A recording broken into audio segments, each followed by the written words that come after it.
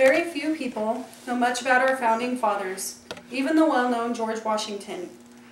George Washington could trace his lineage in America back to his great-grandpa, John Washington, who migrated to the United States from England.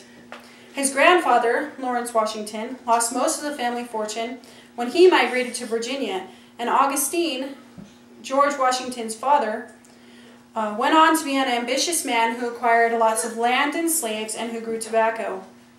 George Washington was born in Westmoreland Country, Virginia, on February 22, 1732, to Augustine's second wife, Mary Ball. George Washington was a great man who put the good of the country at his best interest. I will tell you about his early life, his life in the military, and his responsibilities as the first president of our country.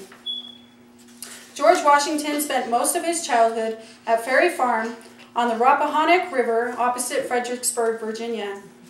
From ages 7 to 15, he was homeschooled and studied with local church sexton, and he later studied with a schoolmaster in practical math, geography, Latin, and English classics. The knowledge he used the most, however, was knowledge he learned from backwoodsmen and plantation foremen. This knowledge helped him to become the surveyor of Culpeper County in 1749.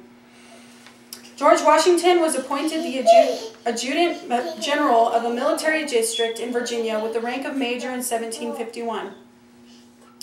And in the ensuing French and Indian War, which he was now a lieutenant colonel, he served with General Edward Braddock. There, they were defeated at Fort Duquesne, and afterwards, Washington became the commander of the Virginia militia raised to defend the colony's western frontier. There, he commanded a successful expedition against Fort Duquesne. Washington was among the first of the Virginians to protest the British tyranny and became a part of the Continental Congress from 1774 to 1775. There, he was elected to be chief of the Continental Army.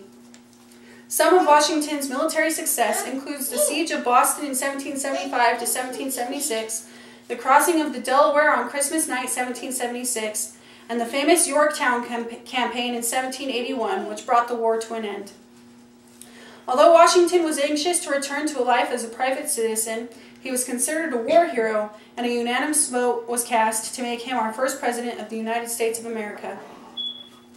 A quote printed in the book George Washington's Sacred Fire by Peter A. Lilback with John Newcomb by George Washington at his inaugural address states, "The sacred fire of liberty and the destiny of the Republican model of government are justly considered as deeply, perhaps as finally staked, on the experiment entrusted to the hands of the American people."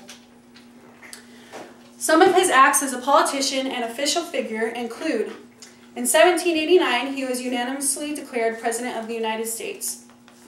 In 1791, the Bill of Rights was ratified during Washington's first term and became part of the Constitution. In 1792, he was elected to a second term as president. In 1793, he created the Proclamation of Neutrality, in which Washington sought to keep America out of European conflicts and wars, thus keeping all as trade partners.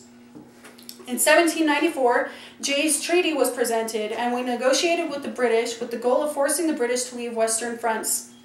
Also in 1794 was the Whiskey Rebellion, in which Washington, in military uniform, personally led the American army to Western Pennsylvania to quell the insurrection. In 1795, he signed the Treaty of San Lorenzo with Spain, opening Mississippi River to American shipping and establishing America's southern boundary. Also in 1795 was the Treaty of Greenville, in which Indian nations yielded lands of what is today Ohio, Indiana, and Michigan. In 1796, the farewell address was published, and in 1797, Washington retired as president and returned home to Mount Vernon. Even after his career as our president, George Washington continued to accept responsibility and care for his country. In 1798, he was appointed the commander-in-chief over the military in the case of a war declared with the French. Although the war never happened, George Washington still continued to serve our country as best as he could. George Washington's early life, life in the military, and work as our president all testified to his good intentions. He died on December 14, 1799, as he would have liked, as an honest man. We should all take the time to learn and study about our founding fathers and the country that they have helped us to create. Yay!